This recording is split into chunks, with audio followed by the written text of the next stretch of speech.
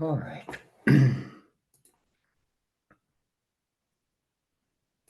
Great, let's get started. So last time we considered the Bordism category.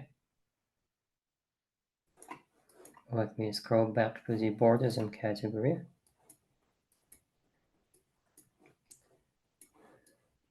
Yeah, we defined the category of Bordisms, ordinary Bordisms of dimension D as an infinity 1 category.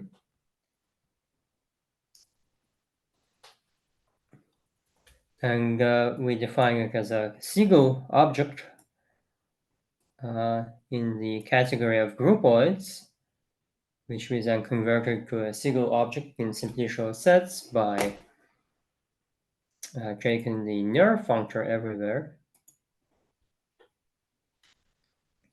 And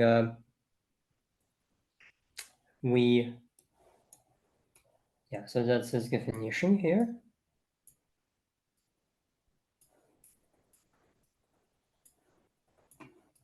It's quite a bit of a definition. And we stopped by observing that we have more things to take care of. We really want an infinity D category, a higher category of Bordisms, and not just an infinity 1 category. This is encoded by something called an n-fold Siegel space. And we also want a symmetric monoidal structure, which will be encoding disjoint unions of Bordisms. So this is encoded by a modification of Siegel's construction called a gamma object. And then we also want to encode geometric structures on Bordisms, such as Riemannian metrics. And we want to be able to talk about smooth families of Bordisms. So a Functorial field theory is supposed to map a smooth family of Bordisms into a smooth family of values. And finally, we want isotropies, which is what basically will make a D category of Bordisms into an infinity D category.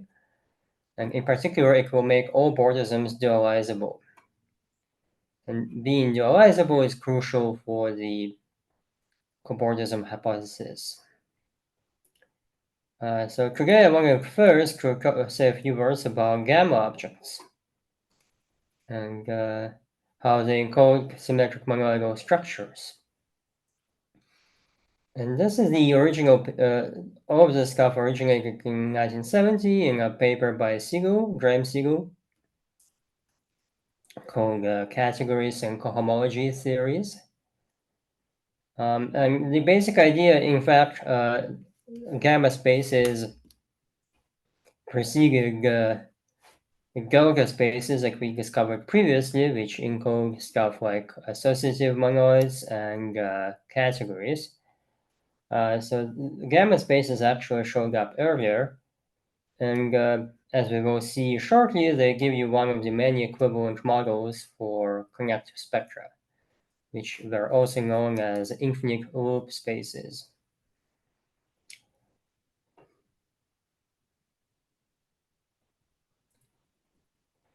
All right, so let me start with the basic definitions. So previously, delta was defined as a category of finite sets, finite totally ordered non-empty sets, and order-preserving maps. Here, gamma is going to be a bit different. It may seem superficially similar, but gamma is the opposite category of pointed finite sets. This opposite may be a source of confusion because it really is opposite, considering what we have in delta. And we will write down a comparison functor which will explain what is happening here. And maybe an easier way to think about pointed finite sets is equivalently we can say it's a category of finite sets and partial maps of sets, where a partial map is just a function defined on a subset and not on the entire domain. And such partial maps are composed by composed by they are composed in the obvious way as relations. So if one of the arguments is not defined, then the composition is not defined. So pick your favorite way to think about this. I mean, or if you're going to add partial maps, you can simply add a base point, and if a function is not defined on some element, previously was not defined on some element, then you can simply say its value will be equal to the base point. So this type of correspondence establishes an equivalence of categories between pointed finite sets and finite sets with partial maps as morphisms.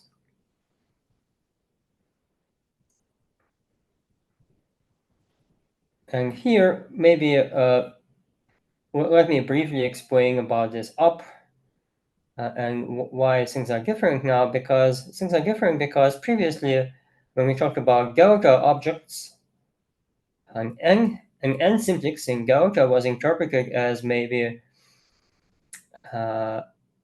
composable sequence of arrows, or perhaps a multipliable collection of elements in an associative monoid. So the composable system of arrows has vertices numbered from 0 to n.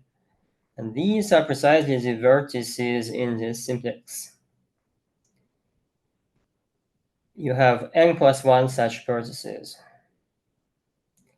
But we also have arrows, which are marked in blue here, and there are n different arrows here.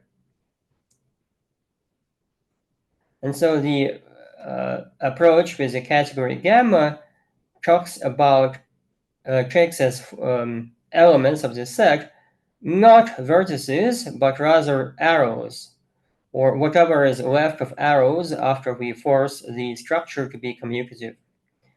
So you can say that the corresponding object in gamma would be just the set that indexes arrows, 1, 2, 3, and so on, n.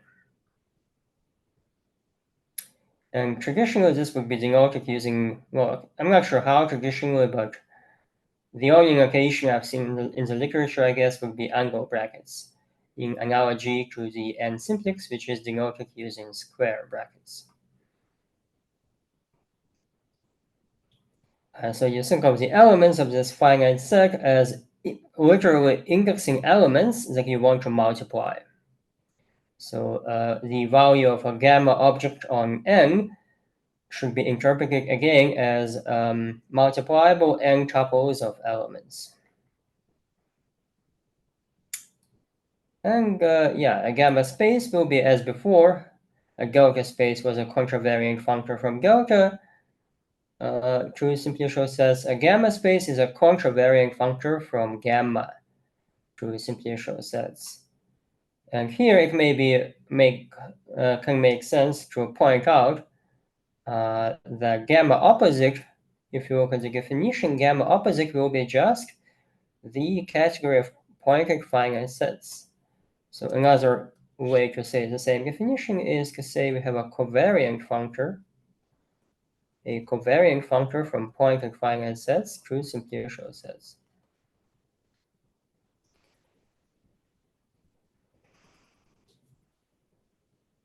And the single conditions will be pretty much the same as before.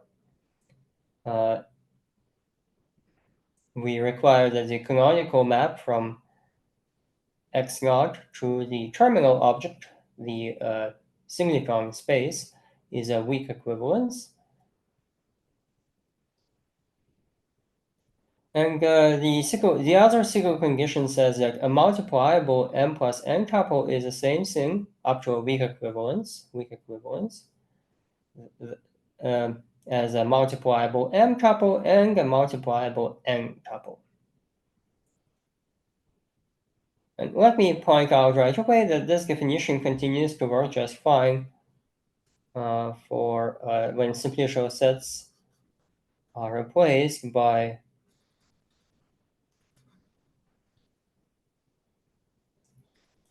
some other category C.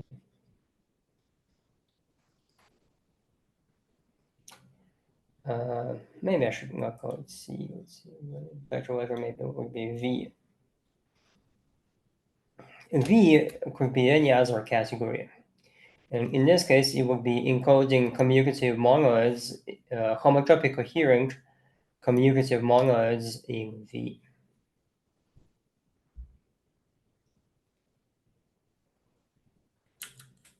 Okay, so I already mentioned that the interpretation of this finite set is you should think of it as literally indexing the elements themselves that you want to multiply, whereas previously an object in delta was indexing something like the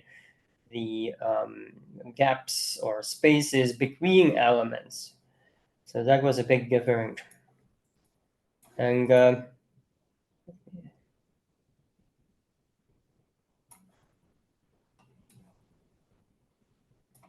let me very quickly revisit what we saw in delta and delta objects, what kind of maps we saw are important. And I will immediately tell you what the analog of those maps are in the setting of gamma spaces. The first important type of map for delta was the outer face map. Outer face maps were maps that would include one simplex into another, but would omit the terminal vertex or maybe the initial vertex. So here you have a two simplex embedding into a three simplex, and the terminal vertex, vertex 3, is omitted.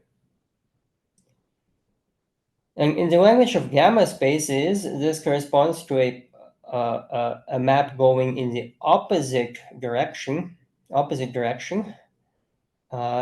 which starts from 1, 2, 3. It will be a partial map. So this partial map is going to discard the element 3. Literally throw it away. It is allowed in a partial map. You are allowed to have a map that is not defined on an element.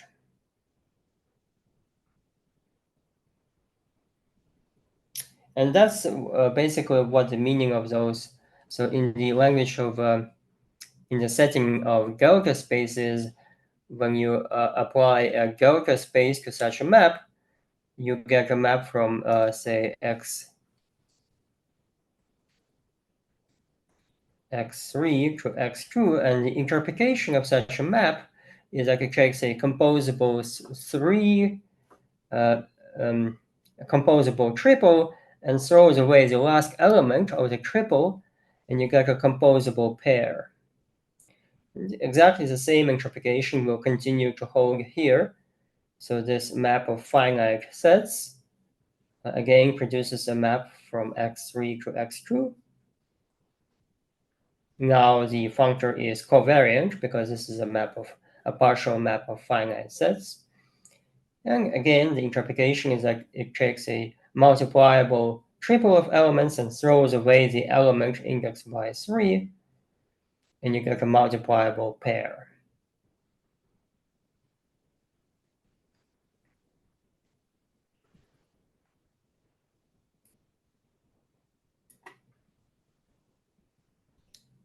Okay.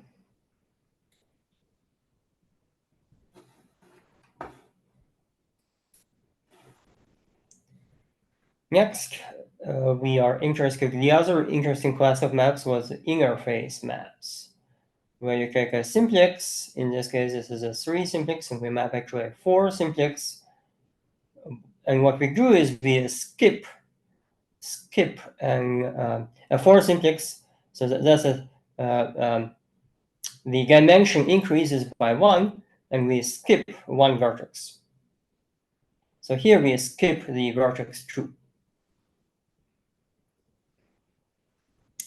So 0 and 1 get mapped to 0 and 1, 3 and 4 get mapped to 3 and 4 here, and the vertex 2 is skipped. In the categorical language, this means the arrow from 1 to 3 is mapped to the composition of arrows from 1 to 2 and 2 to 3. So there's this arrow from 1 to 3, which is normally not depicted in the picture, but it is present there because it's a category. And in a category, you have compositions.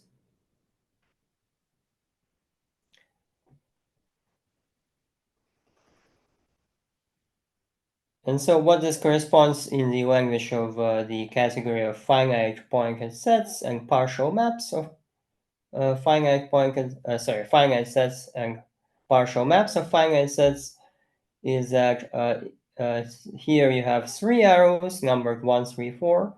Here you have 4 arrows numbered 1, 2, 3, 4. And as you can see here, we had to compose arrows numbered 2 and 3. So in the language of gamma, this corresponds to the partial map of finite sets, sending 2 and 3 to the same element 3.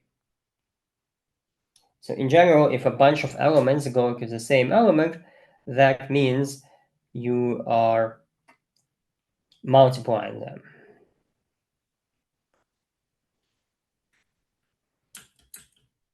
And the last class of maps we were interested in was the degeneracy maps. Degeneracy map would take some simplex. Here, for example, we have a 3 simplex, and it will collapse a consecutive pair of vertices into a single vertex, so that the corresponding arrow goes to the identity arrow on that vertex. So here you, for example, see a 3 simplex mapping into a 2 simplex. And the middle arrow, the arrow from 1 to 2, is mapped to the identity arrow on 1. So in the language of gamma, this corresponds to, you have 3 arrows, 1 to 3 here. You have 2 arrows numbered 1 and 2 here. And if you look how this map works, the arrow from 0 to 1, the arrow 1 is mapped to the arrow 1, so 1 goes to 1. The arrow 2 is mapped to an identity element. That means the preimage of 2 is empty.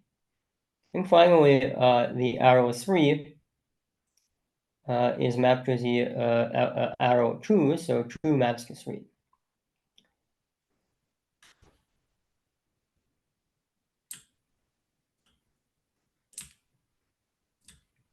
Okay, any questions so far about these examples? And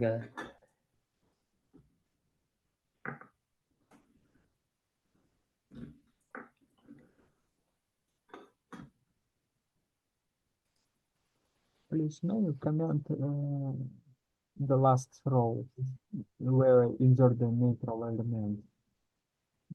so again, the last what? Last row comment again. You mean this part, the degeneracy maps, or what? Yes, where insert the neutral element in the second position. Yeah, so the arrow from 1 to 2, the arrow 2, is mapped to the identity arrow on the object 1.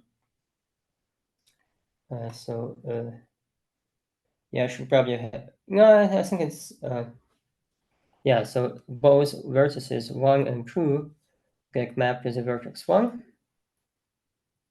So the arrow 2 gets mapped to the identity arrow. If you want, the every arrow in the source simplex is mapped to, as you can see from all those 3 pictures, every arrow in the source is mapped to some composition of 0 or more arrows in the target. And this will be precisely the pre-image of the corresponding arrow here in the codomain here. In fact, if you want, here is a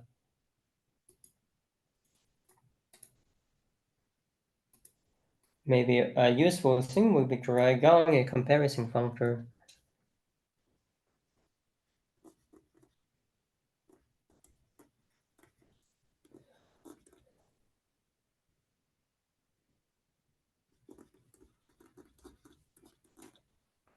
So you know, like every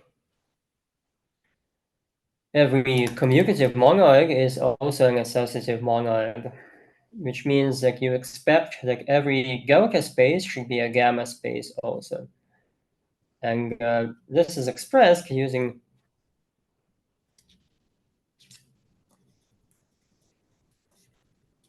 a comparison functor from Gaussian to gamma. So if you have a gamma object, which is given by a contravariant functor from gamma to another category, you can compose it with this functor from Gaussian to gamma, and you get a Gaussian object. So how exactly does this comparison functor work?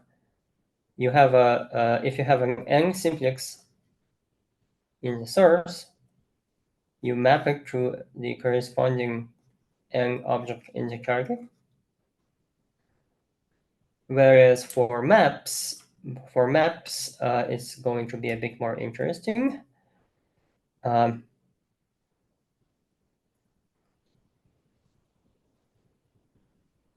So let's say we have a map of simplices F.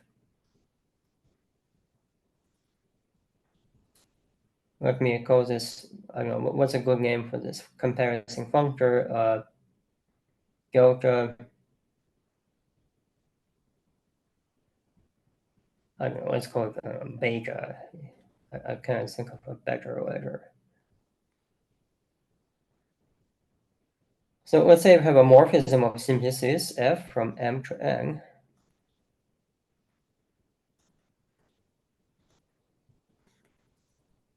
Then the functor beta goes subject to a morphism in gamma.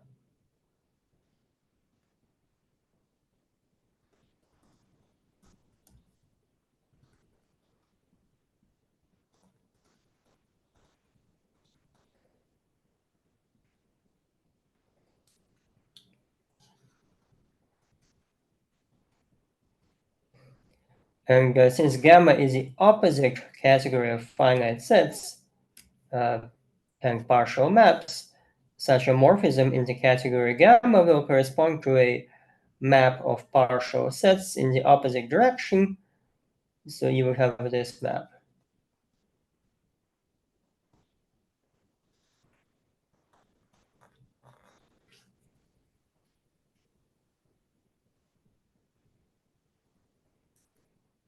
And how is it defined? Well, one way to define a map, which may not be your most typical way, but let me call this G maybe. One way to define G is to specify for every element of M its pre-image under G.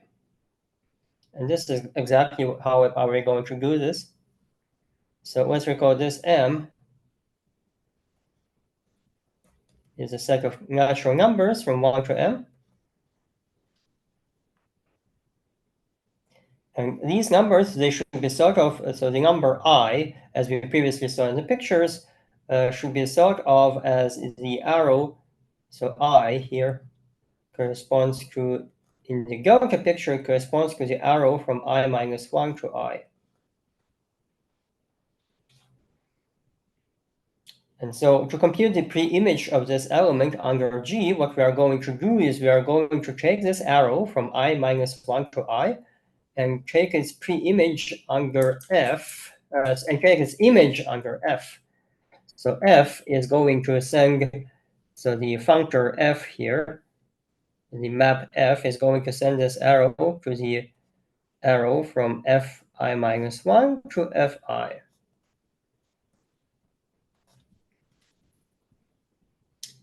And this arrow can span several arrows in the n simplex, depending on what the difference between these two numbers is.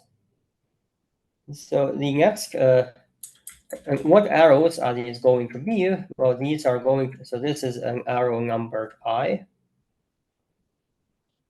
Whereas here, from Fi minus 1 to Fi, you are going to have arrows numbered, let me write it down more detail, Fi minus 1, Fi minus 1 plus 1, and so on to fi minus 1 to fi.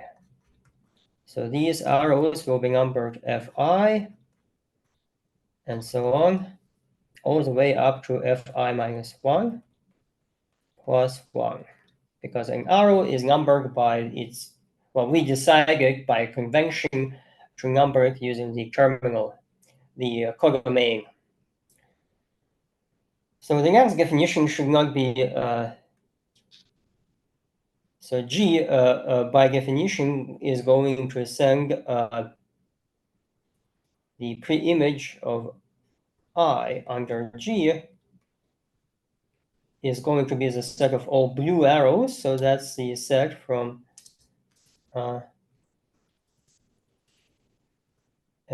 fi minus 1 plus 1 all the way up to fi.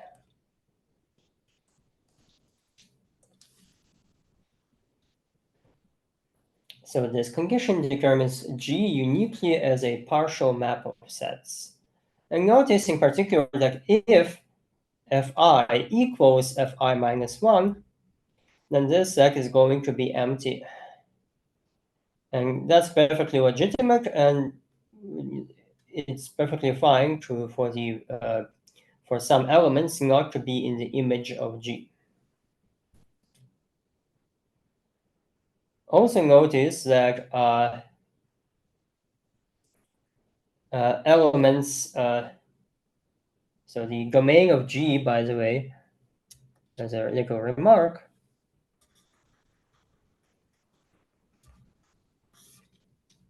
the domain of G as follows from this definition here.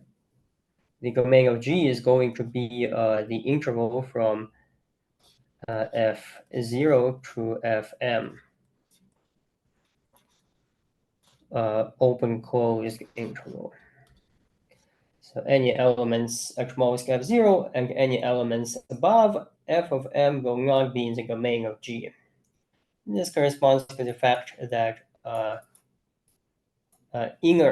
outer face maps correspond to maps where the domain is not equal to the source of the arrow.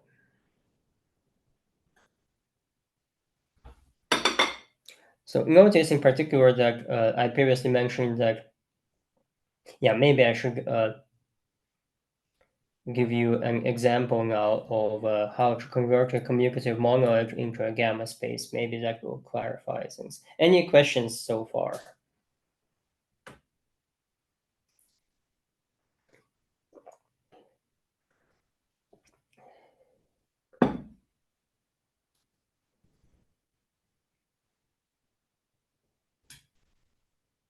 So let me put this page on the left. Let me insert one more page. Oops.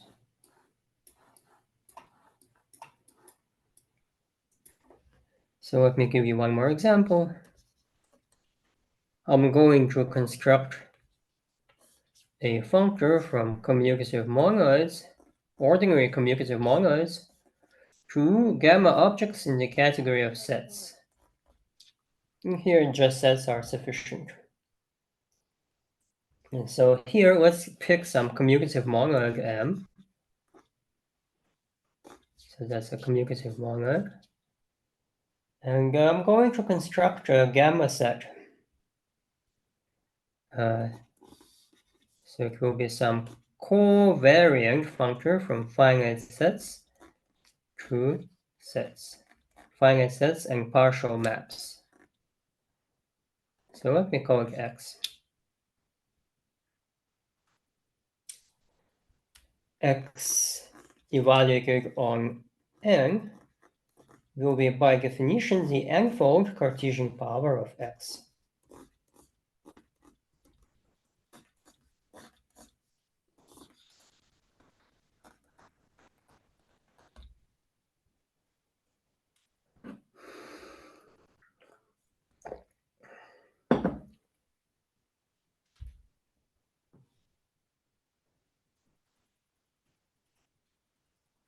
Now I have to specify for every map, partial map of finite sets. Let's say F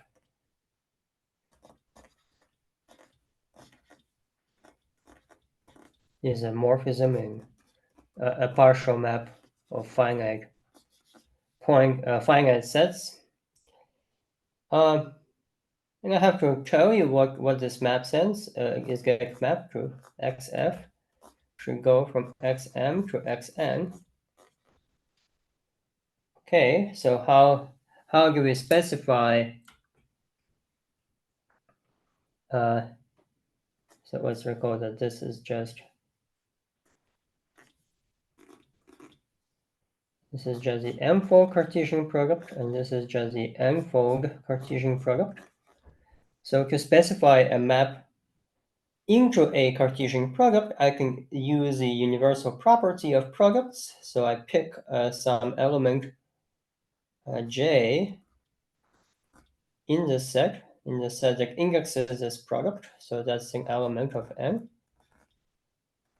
And I declare that the corresponding j's component of xf, which is a morphism from xm to x. Well, what is this morphism? It's going to be a composition of two maps. And the first map will go from xm to x raised to the Cartesian power indexed by the preimage of j under f.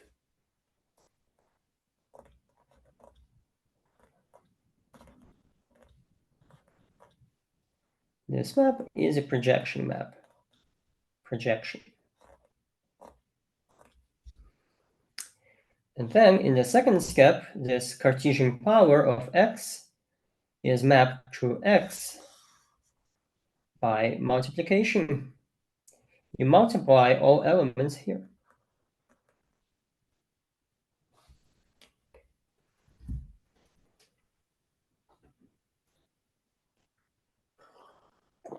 So this should finally tell you the meaning of intuitive meaning of morphisms in gamma. If you have a morphism in gamma, let's say some finite set here, and a bunch of elements here, and say they map like this.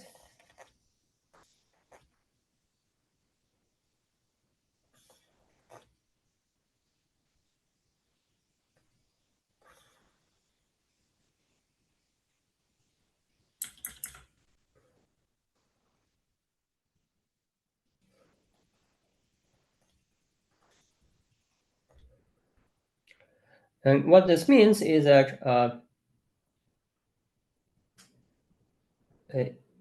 elements not in the codomain, not in the domain of this partial map, are thrown away.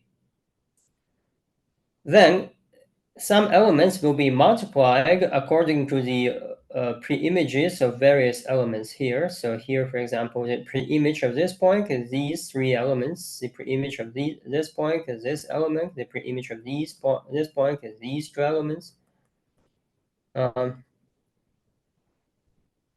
So you multiply the corresponding elements. You multiply this triple. You multiply this pair.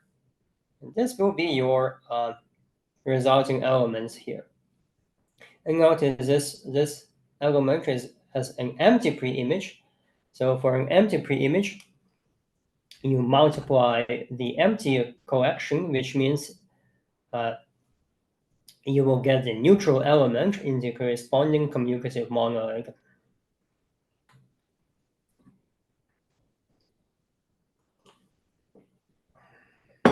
So this should fit really well with what we explained here for the three classes of maps. If you look again at an outer face map embeds one simplex into another by omitting the last vertex. You can see that on the level of arrows, you have that the first arrow maps to the first arrow, and the second arrow maps to the second arrow, and the last arrow is a micig. So when you write down the corresponding map from x3 to x2, the idea is that this map should throw away throw away the last element, and that's precisely what this partial map of sets implements. It throws away the last element. And here, an interface map will skip over some interior vertex, which on the level of arrows will correspond precisely to composing two arrows together. And a degeneracy map will collapse one of the arrows to a single vertex, which in the language of partial maps corresponds to some element not being in the image of the corresponding partial map of sets.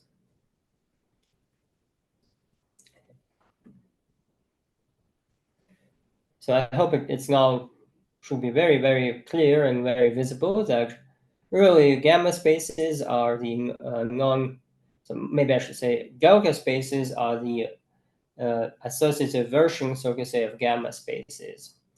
So for a delta space, you have a specified order on elements. This order will always be strictly respected. You never allow to permute arrows. Whereas a gamma space on this side basically has no idea about ordering of elements. I mean, in the picture they may look ordered, but there is nothing ordered about this picture. I mean, they can combine in an arbitrary manner. Also, the symmetric group acts, maybe I should say this as a separate remark, sigma n acts on xn for any gamma object. And the meaning of this action, of course, is that in an n-tuple of elements, you can permute elements and you get an action of the symmetric group. This is something that is definitely not available to you in a delta space because in a delta space, the order of elements is fixed. You can only multiply them in a fixed order. And notice that this also allows you to define, in the case of delta spaces, this is also what allows you to define stuff like categories and infinity categories, because having a single respective order of elements allows you to talk about composable collections of arrows. No such thing would be possible for gamma spaces.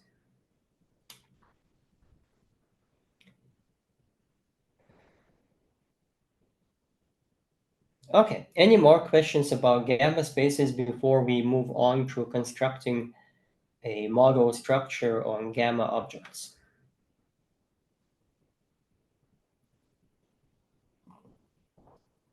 Perhaps you want to see more examples. I made a mistake maybe not putting as many examples because I was already thinking about. If you don't mind, please no comment again about remark when act on X with subscript M. Yeah, no, this action is just induced by, so what are the automorphisms? Yes, please write in more details. Yes. In the category gamma, what are the automorphisms of the object N? Well, by definition, these are partial maps from N to N that have a categorical inverse. But inverses work exactly as you would expect them to work, so this map would have to be a bijection. So bijections from N to N, so here's a geometric picture, maybe, I don't know. So all what such maps do is that they rearrange elements in a tuple. And rearrangement is a perfectly fine operation.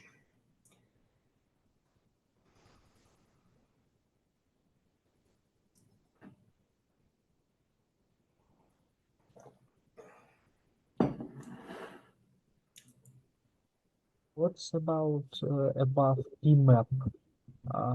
May you write, please? In more detail. Which map, sorry? P map from X with superscript M. Oh, this map pi? Yes, yes, P map. This is just a projection, yeah. This you project projection. So because the preimage F inverse J is a subset of M.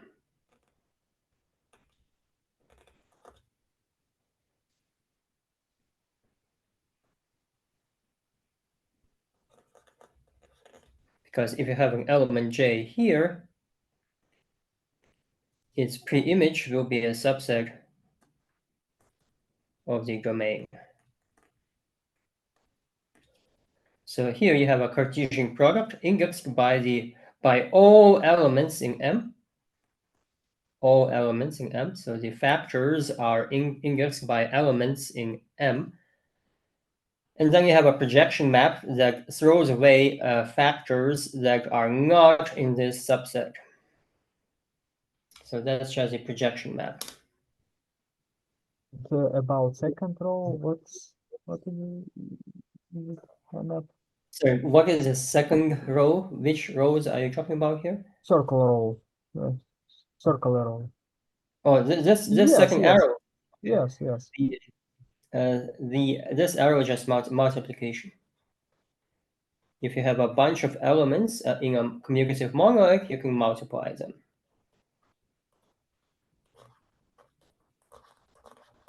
So this is just multiplication in our original commutative monoid. Sorry, I called it M. I guess at some point, I guess I really should retroactively rename this to X.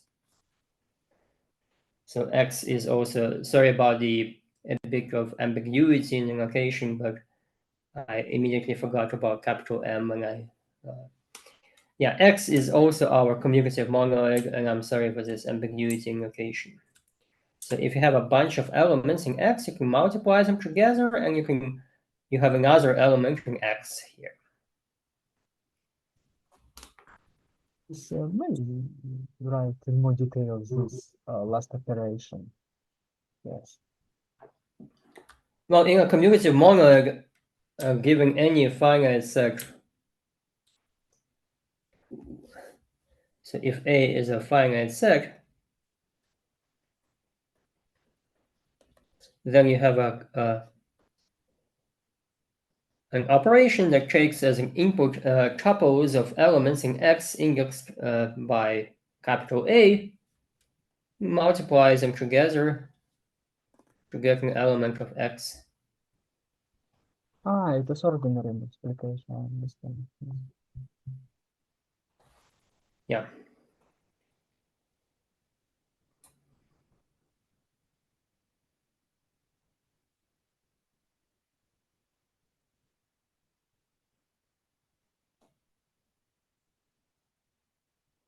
Okay, so there's a question in the comments. It's surprising that gamma is so similar to an algebraic theory. It's generated by coproducts. We require that coproducts turn into products. Well, I mean, this is a homotopy coherent. I mean, let's see if I can make this. Just a second.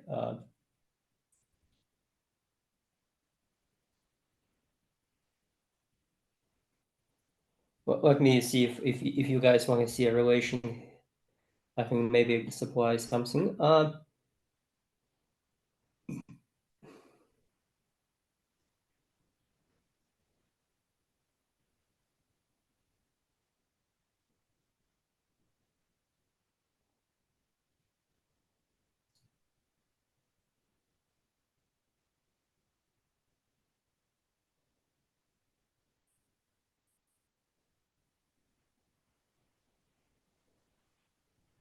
Yeah, I mean, it is possible to establish a relationship with algebraic theories, so let me very quickly address this.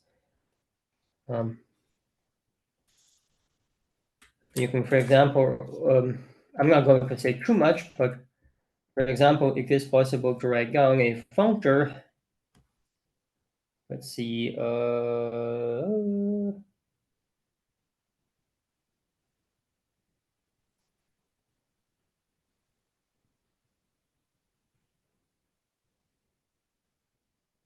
Yeah, exactly. It's possible to write down a functor from gamma up to commutative monoids. Let me write down the following functor. Let me call it z, bold z. You can see why in a second. So bold z, so this is just finite assessing partial maps. So z will take such a finite set A, and we'll map it to a commutative monoid given by the free commutative monoid with a basis capital A. So it's just literally, if you prefer a direct sum or direct product, it doesn't matter because we have a finite indexing set here. So these summands are indexed by capital A. And if you have a partial map of finite sets, so let's say f from A to B,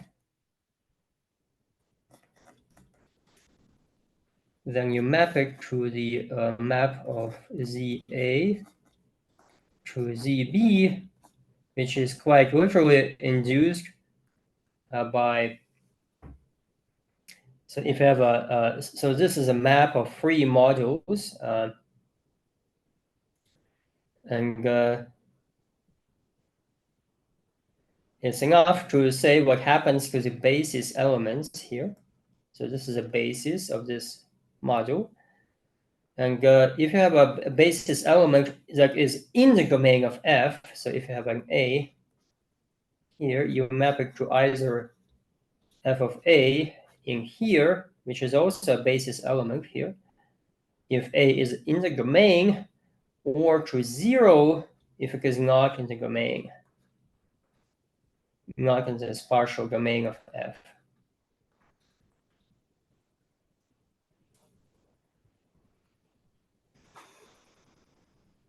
So that's a functor. And now we can stare at the construction in this example previously. And in fact, I now claim that this functor that we previously wrote is basically can be rewritten in a much more elegant way. So let me reformulate this example here. So we are in the same setting. I'm repeating the same example. So again, if X is a commutative monoid, and now I can construct a gamma space, so a contravariant functor from gamma up, which is just finite assessing partial maps to sets. And what is this functor going to do? It's going to apply this. It's going to first apply the functor z to get us into commutative monoids, and then it will apply the functor, the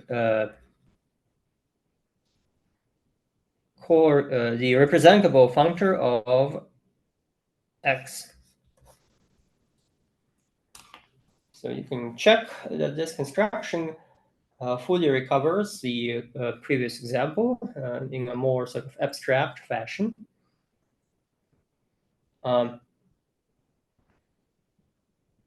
Why is this relevant to algebraic series? So let's return back to algebraic series.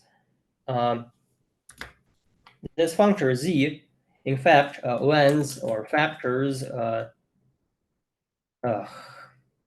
Let me expand this picture slightly.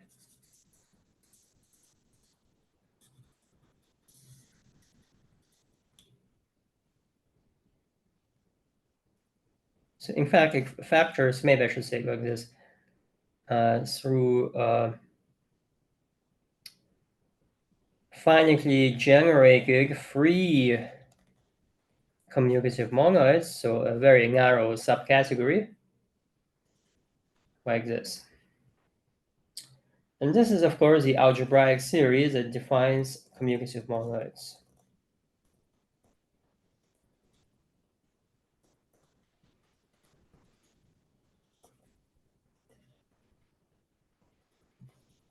What is the precise meaning of this? It's dual. Second? It's dual. It's also right theory. Oh yeah. Well yeah. Yeah.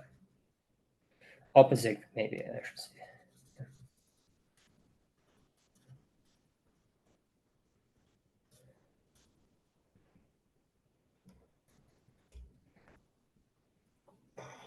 So what is the takeaway from all of this? We have what looks like basically looks like a morphism of algebraic series. And what this tells you is that any monoid in the traditional sense, induces a gamma space.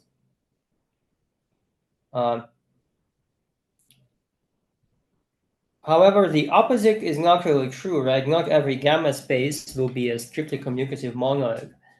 And here's maybe a sort of, those of you who know actually some spectra may understand the next remark, which is so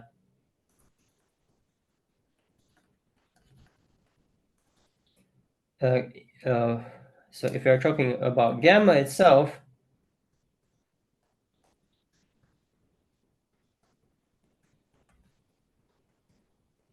well, how can you think about gamma?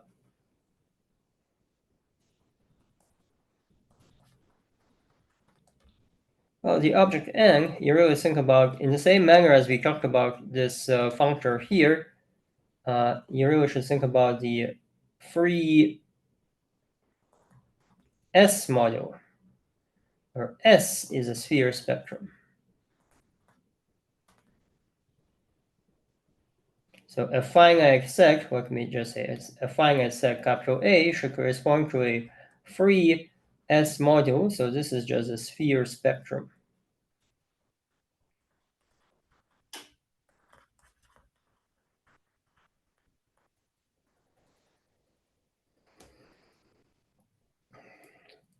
So in fact, this functor Z that I previously wrote down, instead of landing in commutative monoids, you can land in commutative homotopy coherent commutative monoids over the sphere spectra. And in fact, this will be an embedding or an equivalence, even an equivalence of algebraic series. So maybe I should say this. This will be a slightly, I mean, this is perfectly rigorous and correct, but I don't have time to go into details. So let me just say I have the corresponding functor from gamma to homotopy coherent commutative monoid. So let me put infinity to mean homotopy coherent over the sphere spectrum. And this functor, in a precisely defined sense, is a weak equivalence in the appropriate model structure, if you want, or that would define a model structure whose objects basically should be thought of as algebraic series. So this is a weak equivalence. So gamma represents the same algebraic series as commutative homotopy coherent commutative monoids over the sphere spectrum. This maybe should answer the question that was asked, is how gamma is related to how is gamma. Oh, I should have put like an opposite here. Sorry, because we are talking about algebraic series. Yes. Please, Or may I I could reveal put it about here. sphere spectrum in more details? No, because we don't really have time for that today. And as I said, like it will take us another lecture to explain this, and We will we consider some kinds of spectra, yes, in the next lecture. well, we are not really going to work much with spectra, which is why I don't want to digress on this. I mean, we really should stay focused on our main goal. But in principle, I mean, it is possible to complete this picture. I mean, what I just said turns out like, I mean, of course, the sphere spectrum is itself can be implemented as a gamma object of some kind, and you can formalize this correspondence, and eventually it will become some kind of a tautology almost, if you decide to talk about connective spectra in the language of gamma spaces. So in principle, maybe this weak equivalence becomes less exciting if once you start formalizing it properly, but nevertheless, I would still say it's a very good conceptual explanation what happens with gamma spaces. So a gamma space or the category gamma, it just encodes some subcategory of homotopy coherent commutative monoids over the sphere spectrum. And if you don't know what the sphere spectrum is, Z is an excellent first approximation. Why is that? Because pi 0 of S is isomorphic to Z, right? So really you should just think of integers here in the first approximation. That's just integers. In fact, the sphere spectrum is a correct homotopy coherent refinement of integers with higher homotopy groups. As I understand, we may consider a lot of spectrum due to Siegel spaces, yes, and omega spectrum, sphere spectrum, and other, yes, spectrum. Any spectrum. Well, yeah, I mean, Siegel originally made his construction to construct what was at the time called infinite loop spaces, and now we would call it connective spectra. It doesn't really make sense to talk about omega spectra in this context because an omega spectrum just refers to a very specific presentation of spectra as a sequence of spaces. That's not how we present it here. So this notion is really specific to one particular presentation. It's not a homotopy invariant notion. So omega spectrum is something just specific to a presentation. Understand. Yeah. For what reasons we need to consider sphere spectrum in these contexts? Well, the correct conceptual explanation why we need a sphere spectrum is just like the ring of integers is the initial object in the category of rings or commutative rings.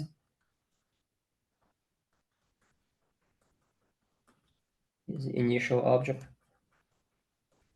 The sphere spectrum will be the infinity initial object in the category of the infinity rings, homotopy coherent, and also in the category of A infinity rings. So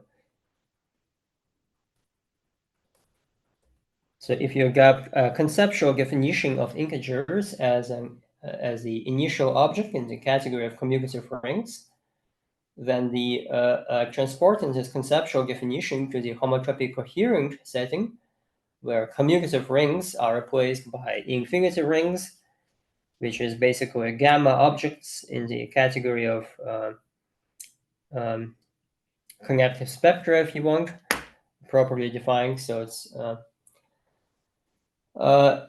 and then S, the sphere spectrum, will be the infinity initial or initial up to a contractible choice object in that category.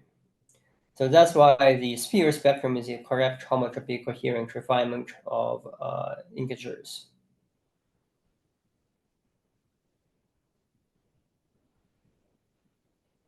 Thank you. Thank you very much. All right, more questions?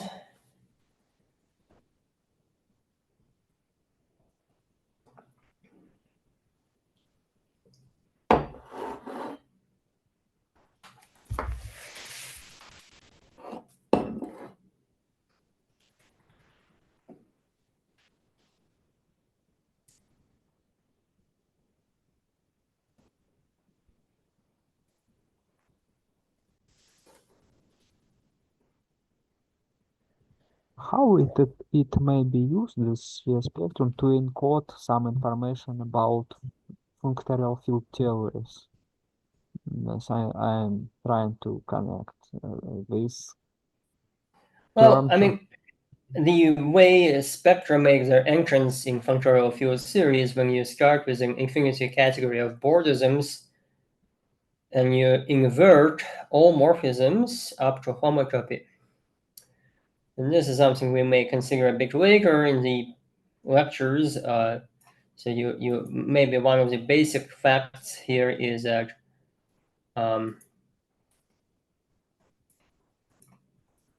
let me write it somewhere here. One of the basic facts would be that if you start with an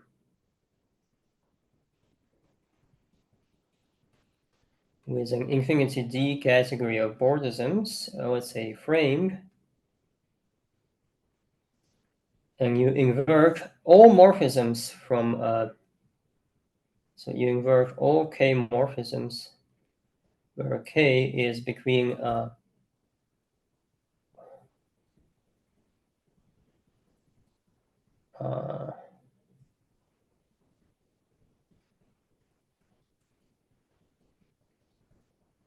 1 and D, so you invert all of them up to homotopies, so the whole thing turns into an infinity groupoid, and you also invert, I guess, zero morphisms, meaning you invert objects up to the, with respect to the monoidal product given by this giant union. So if you literally invert everything, then you get an infinity groupoid. You can prove that this infinity groupoid is homotopy equivalent to the sphere spectrum.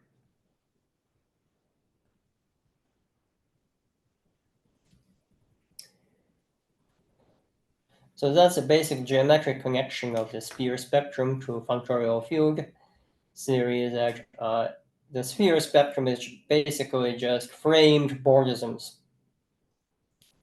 Frame Bordisms and likewise frame Bordisms map canonically to the sphere spectrum. This is no longer. will we Yeah. prove this result in the next lectures? Yes. Yeah, it will actually be, this is basically an immediate consequence of the geometric Bordism hypothesis. So we can explain it very quickly once we've scaled the GCH. Yeah. Yeah. Thank you.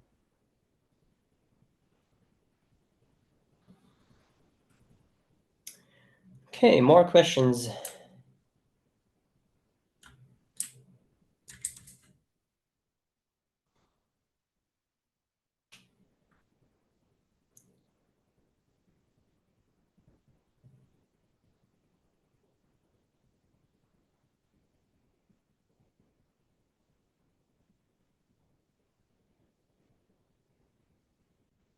Do you guys want to see more examples of gamma spaces? For example, we can, if you really want, we can try to do the example of a symmetric monoidal category as a gamma space.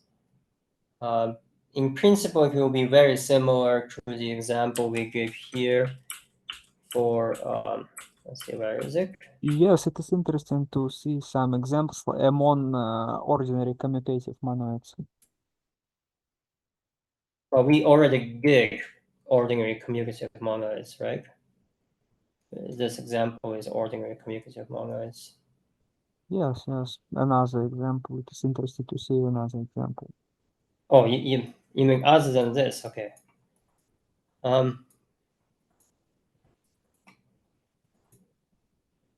Let's see.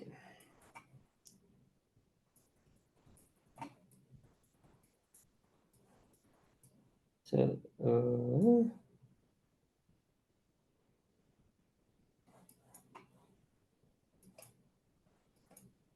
let's see. Yeah, so these two examples, example C, where we took a small category with finite products, and we produced a delta space structure encoding the Cartesian or categorical product. This example immediately generalizes or promotes to gamma spaces.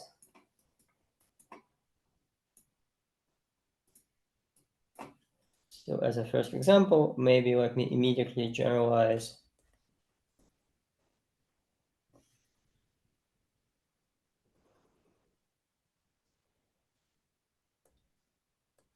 C will be a small category with finite products.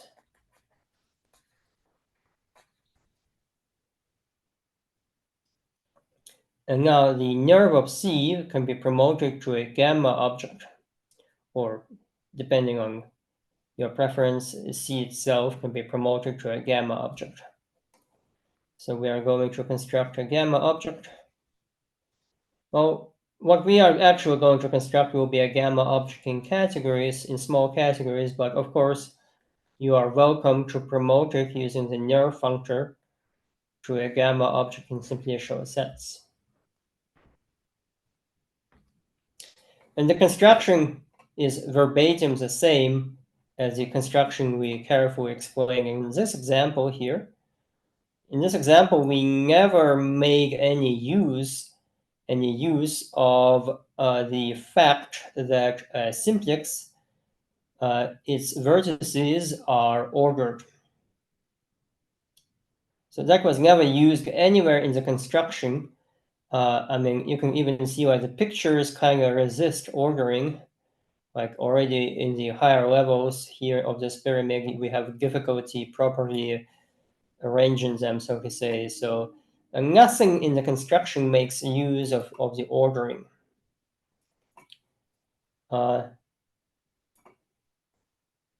So just like before, you can say, so this is our x. So as before, xn will be a second category whose objects are, well, precisely given by the same pictures we discussed before, but now there is no ordering on ABC, right? So ABC are not no longer in a fixed total order, but it's just they're just elements of your finite set. So literally exactly the same description of objects.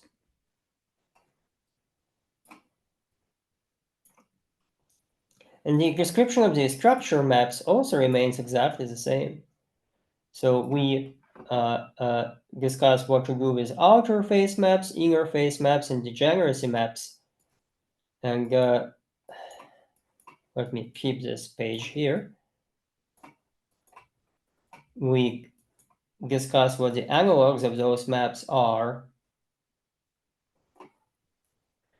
here. So an outer face maps corresponds to a map that discards an element. So this element will not be in the partial domain. An inner face map will send two elements to the same elements, and a degeneracy map will skip one element when we talk about those maps of finite sets. And in fact, just like in the case of delta, every map can be presented as a composition of face maps and degeneracy maps. In fact, you can say even more precisely as a composition of inner face maps, outer face maps, and degeneracy maps. The same is true for gamma.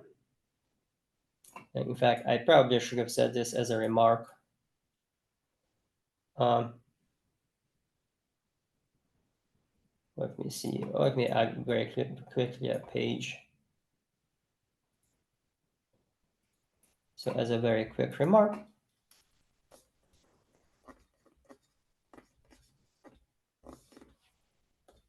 in both delta and gamma, every map decomposes uniquely. Okay, let me just first say existence, and then we'll discuss why is it, in what sense it is unique. Decomposes as a composition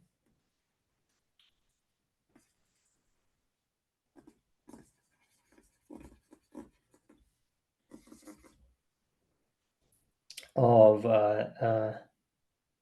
outer phase maps,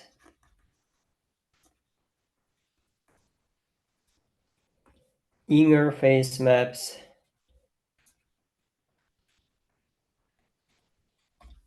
and degeneracy maps.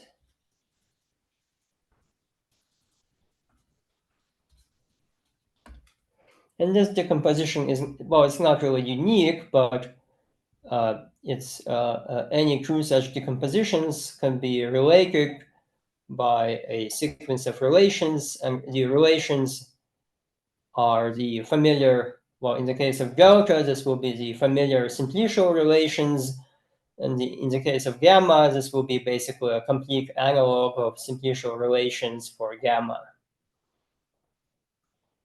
So that's in principle not a new thing.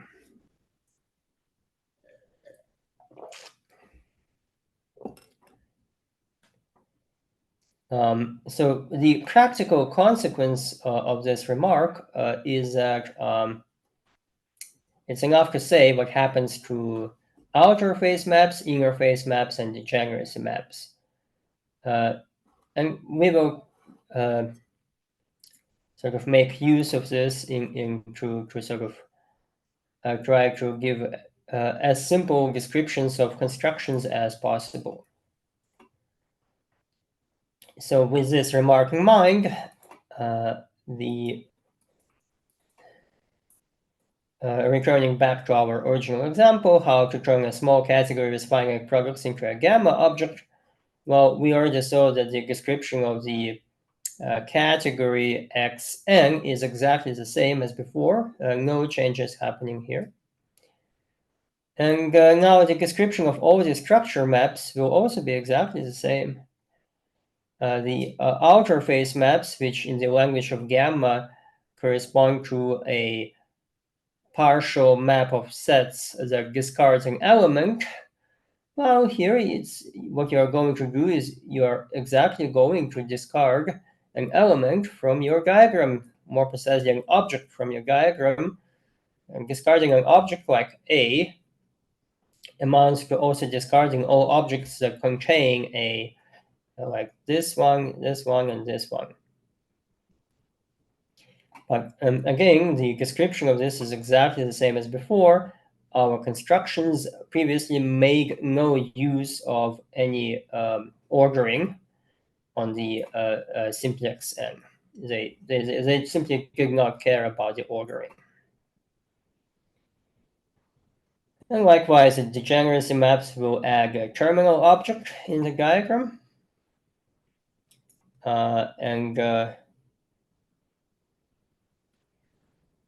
Inner phase maps will likewise discard also the corresponding objects from the diagram. Again, nothing changes. So literally the only observation we are making here is that our construction that we previously did here is simply never make any use of the ordering of the vertices of the n simplex. This ordering was never used anywhere in the construction. Therefore, it works equally well for gamma. And for the same reason, the Siegel conditions are satisfied. All this remains valid, and the whole example remains valid.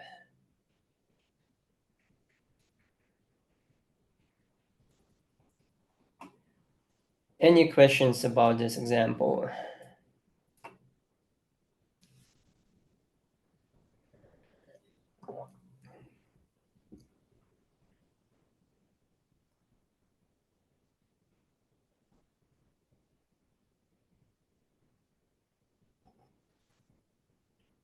And maybe I should have mentioned, I was a bit maybe slightly careless when I said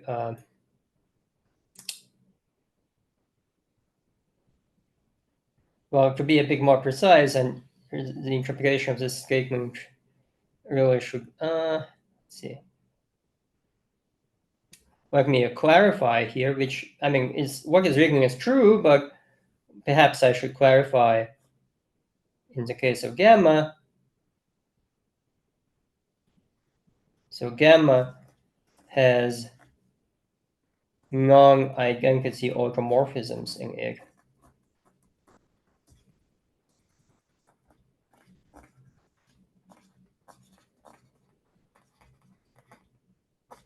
And these non-identity automorphisms are definitely allowed in the above decomposition. So they should be seen as, well, each of those classes of maps implicitly includes all isomorphisms. So which are included, so which must be included in the decomposition.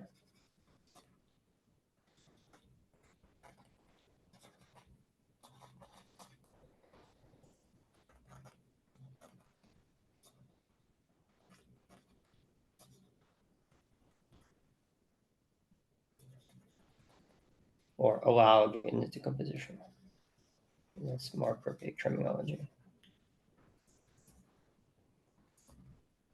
So perhaps the only thing I should clarify about this example here is like, how do automorphisms act on Xn? Well, the symmetric group action, well, the symmetric group acts on Xn by permuting objects in the diagram.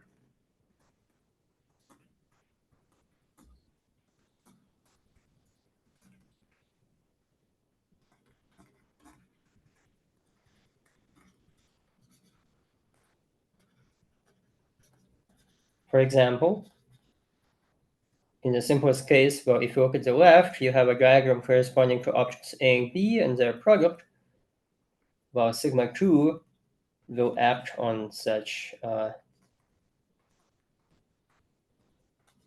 diagram by postulating that its non-identity element is going to exchange B and A. So it's going to be the same object here. It's not going to change, but B and A will exchange places. And that's really the only difference between the delta space version and the gamma space version.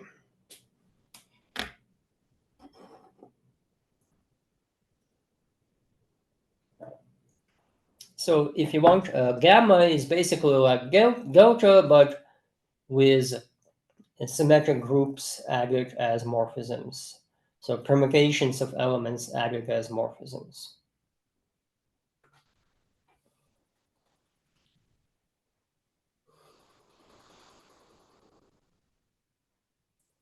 Okay, any more questions?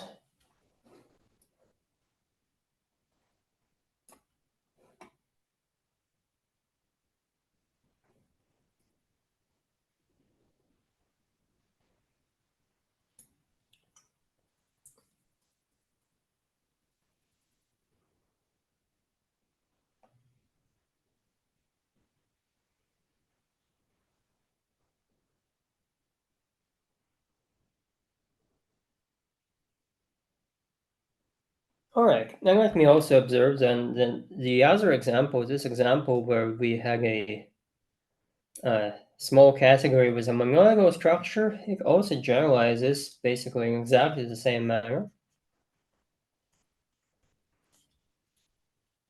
If C is a small category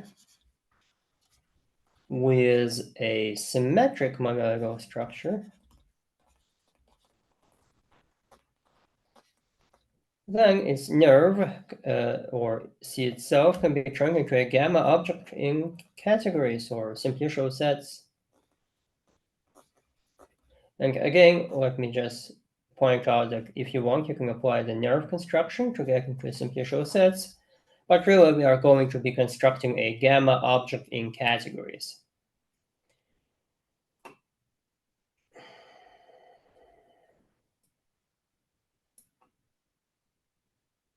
And the description of this object X will basically be also exactly the same as before. So Xn is again going to be a category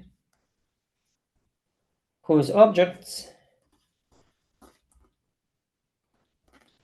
basically have exactly the same description. And again, let me ignore units, just not to clutter everything with endless details how to handle units here. Again, an object is going to be an object in Xn is going to be an n tuple of objects in your category. Like for n equals 3, you will have A1, A2, and 3. And then for every, there is more data for every possible subset of n, this finite set.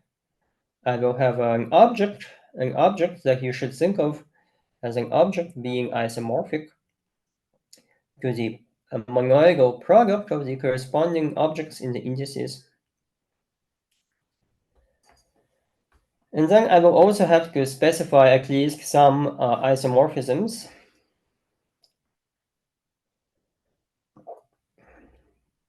And basically the isomorphisms that are written here is precisely, so you are going to use exactly the same isomorphisms as here. So such an isomorphism will add a single element to an existing subset and get a set of cardinality 1 more. And the only maybe thing I should specify here that the element we add must be greater than all the elements in this set.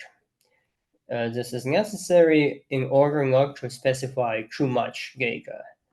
So we should have just enough to get to the to be able to connect all the choices together, but we should not specify too many isomorphisms because otherwise we'll get too much data which may not be compatible with each other.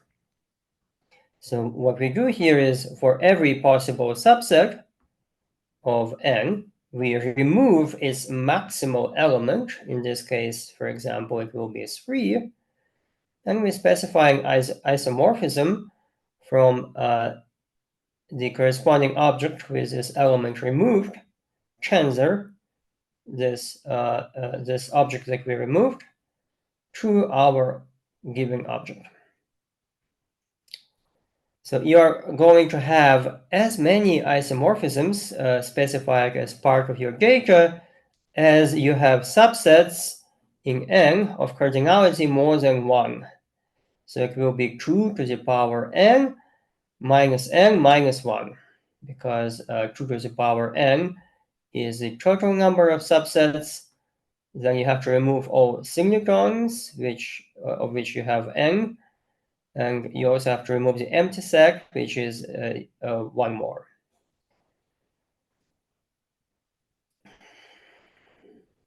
So it will be a bunch of data like this. So let me just specify what I just said. So for every possible subset A of n, non-empty, let's say, and here again I'm ignoring units for simplicity. We specify, let me not call it A because A is already taken. Let me pick a better letter.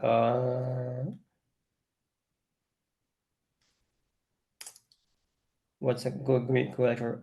A, B, delta is a bad letter. Phi.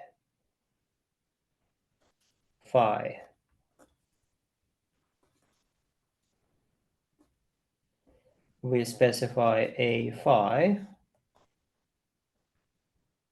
an object in C, and then giving some for any phi, a subset of n, and any element I in n, provided that all elements in phi are strictly less than I. For such data, we specify an isomorphism from A phi tensor A I to A phi union I. So that's a rigorous expression of what we previously discussed here somewhat informally.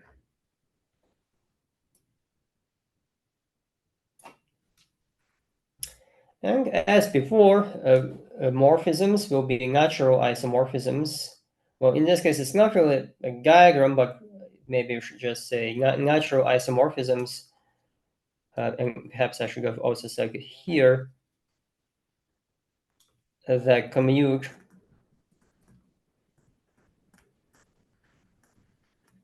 with the structure maps, like we indicated. Let me call it like, well, since I called it phi, maybe I should keep calling it phi. So let me call this phi, little phi now.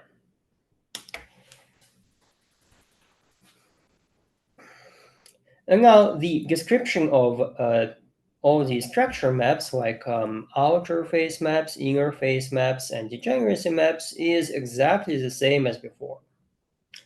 Again, this construction doesn't really make use of the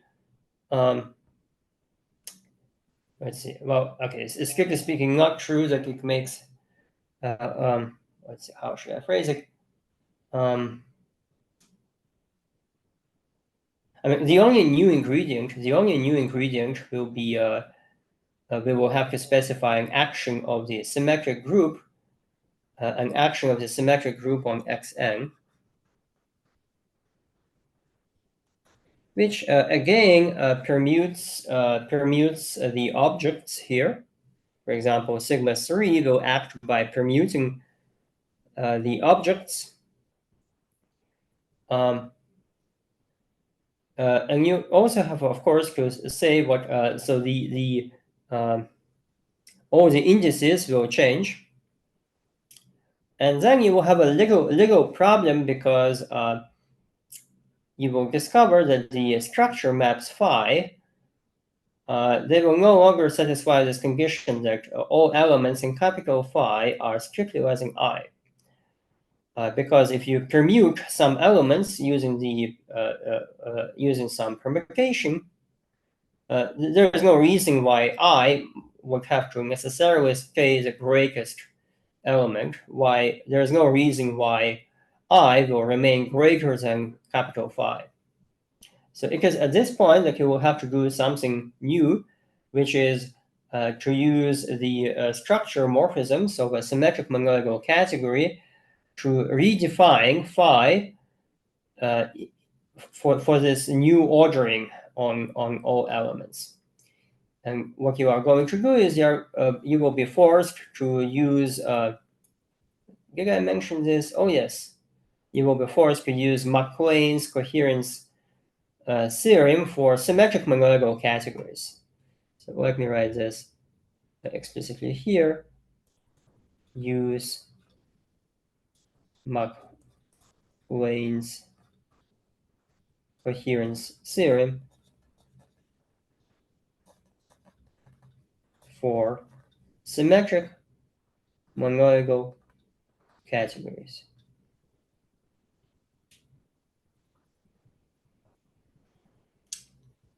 It's you can find an exposition in McLean's book, Categories for the Working Mathematician, in a second edition only. Okay. Any questions about these two examples?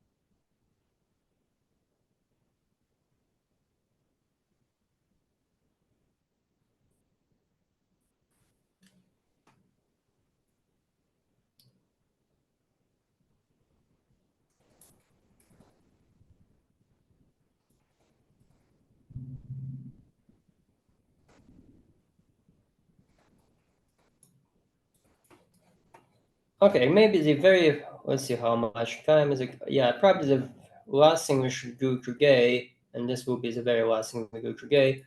Let me briefly mention how to construct a model structure that encodes gamma spaces. So let's say we consider gamma spaces in simplicial, gamma objects in simplicial sets. In other words, functors from gamma opposite to a simplicial set. And the way you construct a model structure in such a category, well, first you start with your favorite model structure whose weak equivalences are object-wise weak equivalences. So you will here take either the projective model structure, or if that is your preference, you can take the injective model structure. Or if you prefer, you can take the ready model structure. And here you have to be a bit careful when you say ready, because it's not a ready category in the usual sense, but only in the generalized sense. So that's why I put the letter G before ready. So G refers to generalized. So you can read in the paper of Berger and Moerdijk how to generalize ready structures. So pick your favorite model structure where weak equivalences are object-wise, and then perform a left Bousfield localization at maps that are going to encode the conditions you impose on gamma objects. So these will be the maps of the indicated form, which by now should be familiar to you. So one map will be a coproduct of two representable pre-sheaves of some objects M and N. And this coproduct maps canonically to the representable pre-sheaf of M plus N. So how does this map work? Well, to define a map out of a coproduct, I must specify for you morphisms in the category gamma. So like this. The first component and respectively the second component. Let me concentrate on the first component without loss of generality. So we need to specify a morphism in the category gamma of this form, which means we must write down a partial map of finite sets going in the opposite direction. So we must write down a partial map of finite sets from M plus N to M. And it's very easy to write down such a partial map. M plus N is really the disjoint union of two sets with M and N elements. And you assign elements in the first one to the corresponding elements here. And the other elements get discarded, so they are not included in the partial domain. So let me just say this is a disjoint union.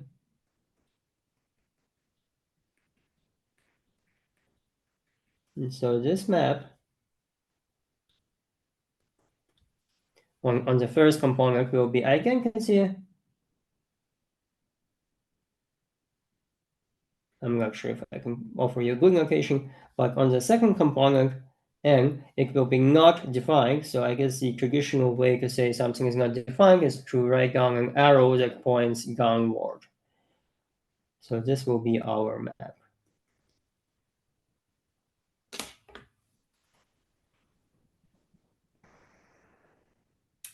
And remember, we also have to enforce the condition that the space of the zero space, which morally should encode the space of zero tuples, so tuples with no elements. Well, we expect such a space to be contractible because there's only one zero tuple, the empty tuple. And this is encoded by mapping the initial pre-sheaf, the pre-sheaf that sends every object to the empty set, to the pre-sheaf, representable pre-sheaf of the object 0, so the empty set, and this map, once you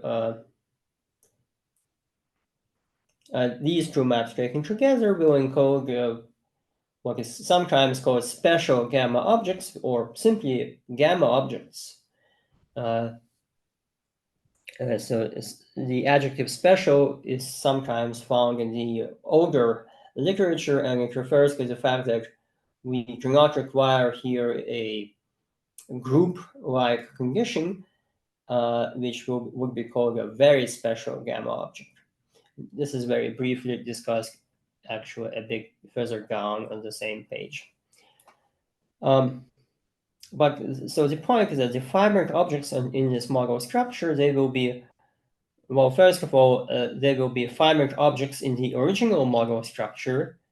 For example, for the projective model structure, I'm reminding you that a fibrant object in the projective model structure will be simply a functor valued in Kahn complexes. For the other model structure, you will have somewhat stronger conditions for fibrancy. The Reedy condition is stronger, and injective, I guess, can again be obtained as a special case of generalized Reedy, probably. I haven't really looked into this carefully. And so the beyond that, you will have the usual expected Siegel conditions. So the canonical map from xm plus n to xm times xn has to be a weak equivalence. And the canonical map from x naught to the terminal object also has to be a weak equivalence.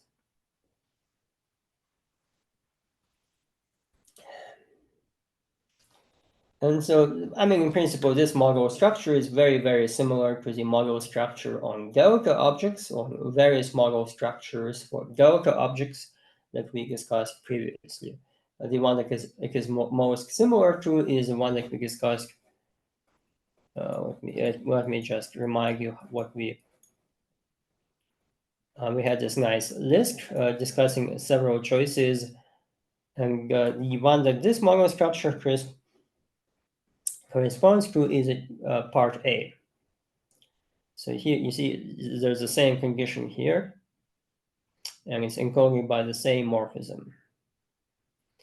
So this model structure encodes associative infinity monoids, and this model structure here encodes commutative infinity monoids. And that's why sort of the maps with respect to which you have to localize look very similar.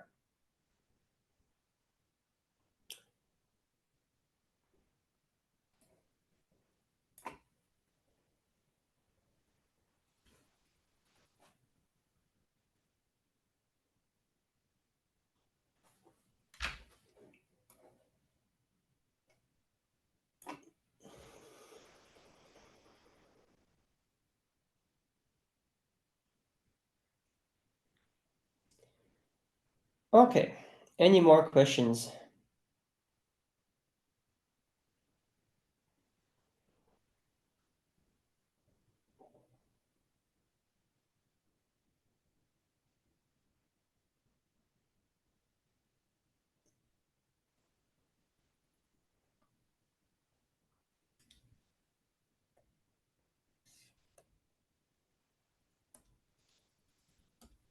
I think that's a perfectly good time to stop.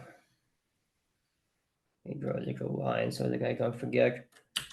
I think I should also mark where we started today. So today we started in, so this is February 25th.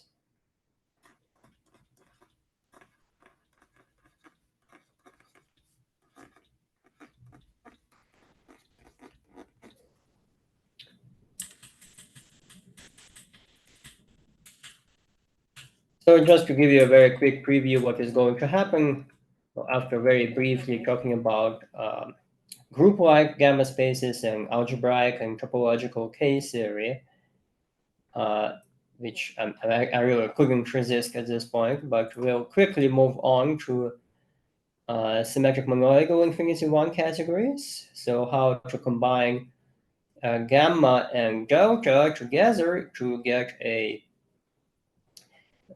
notion that encodes symmetric monoidal infinity one categories. And I will briefly give you the example of a Bordism category as a symmetric monoidal infinity 1 category. In particular, I will explain how the gamma structure works together with the Bordism category.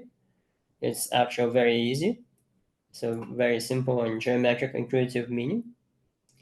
And eventually we will move on to higher categories. So we'll explain how to encode infinity D categories and symmetric monoidal infinity D categories, which will be our, all of this will be explained presumably in the next lecture. So there are some new ingredients to explain here, such as the so-called globularity condition, which is responsible for the difference between bicategories and double categories. But all of that will be explained next time.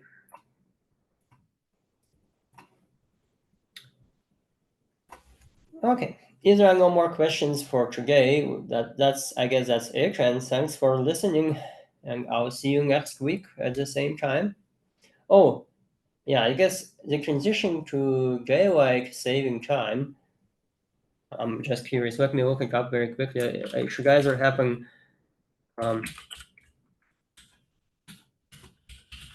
let me very quickly see when we transition to the different time zone. Yeah, so that will be March 10th. March 10th is so next Sunday will still be on the same time zone,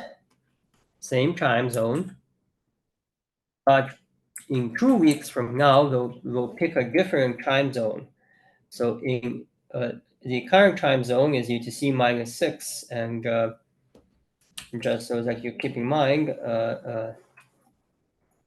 we just very quickly write down. So March 3rd, we are still on UTC -6, but March 10th, we are already on the daylight saving time, so that's UTC -5. And remember that the other places like Europe transitions to the daylight saving time at a different day. I think it's probably late March, not early March. So perhaps we should decide if we. So our current meeting. We should decide whether we want to sort of keep the same solar time. So previously we met at 9 a.m. UTC -6. And now here we have two options. We can either sort of move, if we stay in the same solar time, basically, so no disruptions to our sleeping schedule and whatever, we can start at 10 a.m. But if you guys really want to switch to daylight saving time, we can, I guess, also move it forward by start earlier by 1 hour. So any preferences?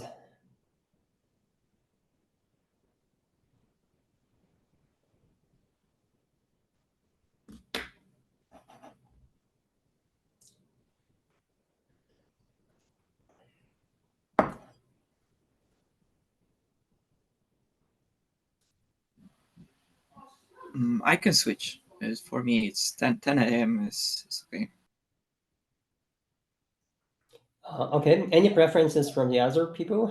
I also think that 10 a.m. is better. 10 a.m. UTC -5. So for this choice, the actual UTC time is not going to change, right? So it's I guess we should point out that 9 a.m. UTC -6 is basically 3 p.m. 3 p.m. UTC. And I guess here 10 a.m. is also UTC -5. That's also, let's see, yeah, that's also 3 p.m. UTC. Where this choice would be actually 2 p.m. UTC. Maybe you guys can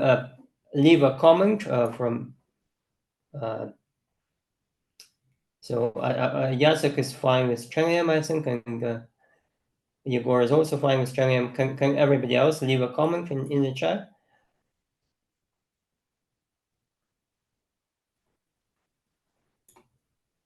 Alonso doesn't have any preference. Okay.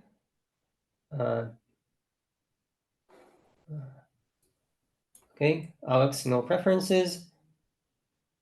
Misha, Arshak, any preferences?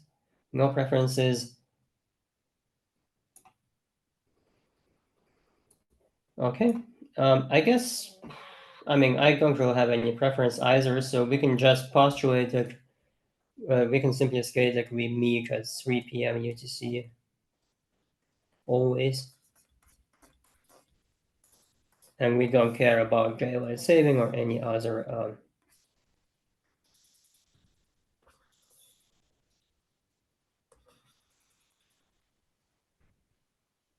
so that's 15 hours, yeah. Okay, so let's keep the same time, the same solar time, so we say, as and not care about daylight saving, yeah. Okay, then I'll see you guys in 1 week from now. And, have a nice rest over the weekend. Thank you for your lecture. All right. Thank you. See you. And I'll see you later, right? So that I will be busy from roughly from 11 a.m. till maybe 11:30 a.m. plus or minus 15 minutes or 20 minutes. Yeah, so I can be free at 11:30. I can be free at noon, probably noon at the latest, probably. Yeah. okay. Okay. I will, if I don't forget, I will try to email you or text, email you, I guess. And if you don't have see an email from me, if you don't see an email from me at noon, you should send me a reminder. Yeah. Okay. Okay. Right. Great. Okay. So see you then. Okay. Yeah. See you Bye-bye. later. Bye.